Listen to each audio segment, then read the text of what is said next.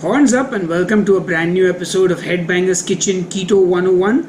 This is the series where I take you by the hand and help you step by step on your keto journey. Now today's video is a little different. For starters, because I'm filming it on my GoPro camera, so hopefully it looks cool and sounds good as well. And the second reason is I don't actually know what to title this video. The reason I'm even making this video is because I got a comment recently which was somebody telling me, you cannot eat more than 20 grams of carbs on keto or you will die. Well, he didn't say you will die, but he basically indicated that something crazy would happen. And the funny thing is, he's not alone. I've got this comment many times from a lot of different people. And you know what? The worst enemy of the ketogenic diet is ignorance. In fact, the worst enemy of humanity is ignorance. And you know what? We're not all born with all the answers. And you know what? It's okay to be ignorant about some things as long as you have a willingness to learn and expand your knowledge on something. The worst thing is to be cocky and ignorant, to be confident in your ignorance. And that, my friends, is a very dangerous combination. And of course, YouTube and social media in general is filled with a lot of ignorant, confident people. So I'm here to sort of clear up this myth, so to speak, that you can eat only 20 grams of carbs on keto. I think that might be a suitable title. So for starters, to get into ketosis, you have to reduce your carbohydrate intake to a point where your body has to switch over. Now we know that this sort of number that we're looking at is around 50 grams of carbs in a day. This is just a general sort of number that we have, which is, it's not like if you eat 51 grams of carbs in a day, you will not be in keto as opposed to eating exactly 50.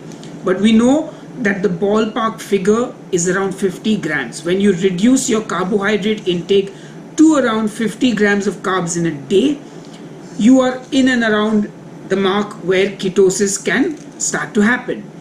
Now, the 20 to 30 gram number that has been derived is where we would say it's ideal for keto. You would say that having 20 to 30 grams of carbs in a day is the ideal number for keto.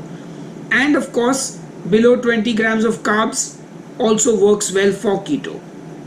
But the thing is, with these numbers, you have to realize that your body doesn't have a little guy sitting inside with a weighing scale or with some kind of calculator going, oh yes, today Sahil has eaten 21 grams of carbs. Shut off ketosis and begin using glucose for fuel. That is not how it works, my friends. You know, these numbers in general, even when we talk about your calorie intake for the day, your calorie expenditure for the day, these numbers are guidelines. It is a ballpark figure. If you go and calculate your macros and it tells you that you need 1560 calories a day, that is a ballpark figure for you. Yes, that is an estimate of how much you burn in a day. But remember, not every day is the same and not every meal is the same. So there are variations that happen. But the idea of these numbers is to give you something to aspire to. So for example, if your requirement is 1500 calories and you eat 1600 calories, it's not the end of the world. If you eat 1400 instead, it's not the end of the world. And it's the same thing with keto. If you eat 25 grams of carbs in a day, nothing is going to happen. If you eat 15 instead of 20, nothing will happen. Sometimes even if you eat 35, 40, 45, nothing will happen.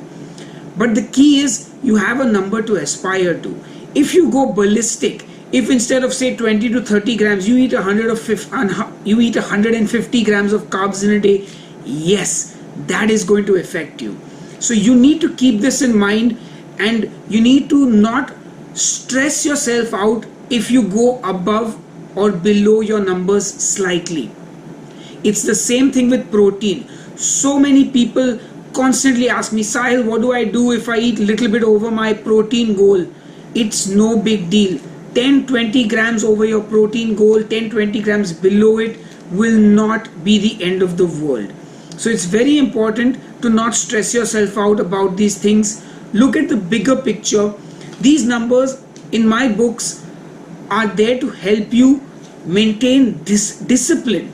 That is what it's all about. At the end of the day, most people, if they are left to their own devices, will not maintain that discipline and will not see the results they want, which is why these numbers are important to give us a guide to follow. So you know that, okay, I ate this and I ate that and I'm within my range of calories or carbs or whatever it is. And the last and final thing that I want to talk to you guys about is that not all carbs, not all fats are the same. And the reason I mention this is because there are a lot of people might look at this as an excuse. So when I say if you eat 35 grams of carbs in a day for one day, it's not a big deal. Somebody might say, you know what, let me have half a slice of bread and try and fit that into the 35 grams of carbs that I'm allowed. And that's the thing. Another important aspect of keto is switching over to the right kind of foods. You want your carbohydrates from vegetables. You don't want to try and squeeze in 20 grams of rice or 40 grams of crisps or something saying it's within my macros. That defeats the whole purpose. The reason you're doing this is because you want to improve your health. You want to improve the quality of food that you eat. And if you eat junk food and try and fit it in your macros, your health is going to deteriorate any which way. So I think that pretty much sums up everything that I want to say. All the numbers are a guideline. Don't break your head if you're a little over or a little below.